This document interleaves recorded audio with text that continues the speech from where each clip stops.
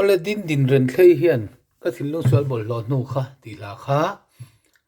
khuang nen ni lovin keyboard nen C key in C chord in an play ti atia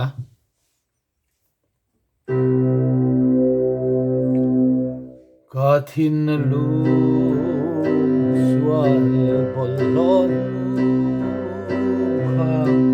I tempu la chan tira a chunga hian okala sa tuani lo che ngang se I om na chu I om na chu sa tuan lo na sa tre I om na chu I om na chu sa tuan lo na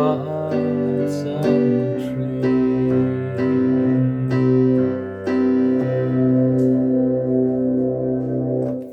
khá tiếng khá na play mấy thầy à tin kan split chuan he lampang hi bass halo ni ta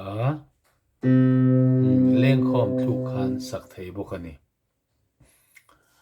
o voi kha tal in hui la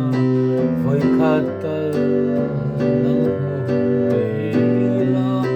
kho vel mo na song ai po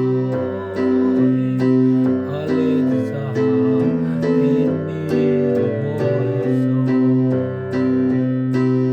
ai pe ang kain pe nang ma ne sing sa turin kain pe kain pe nang ma ne sing sa turin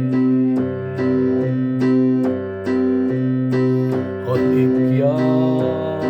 ro kaswana hi kathara san hi mamse kaning to etima chu lo leng ro van ro ilawe chuan ilawe chuan ka thin lu lo ni na kha ilawe chuan ilawe chuan ka thin lu lo ni na kha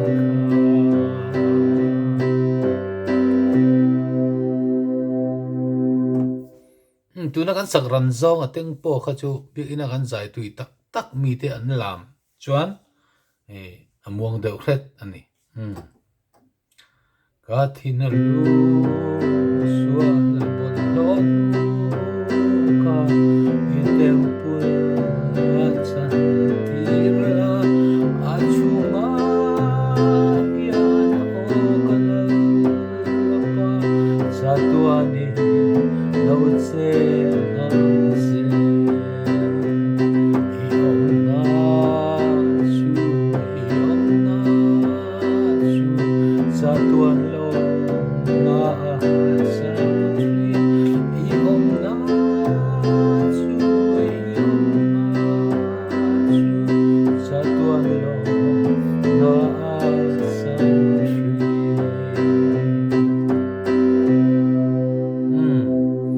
tiang deuh te ko khangai o me du to pon mai ang din ren thlein aron khoi sani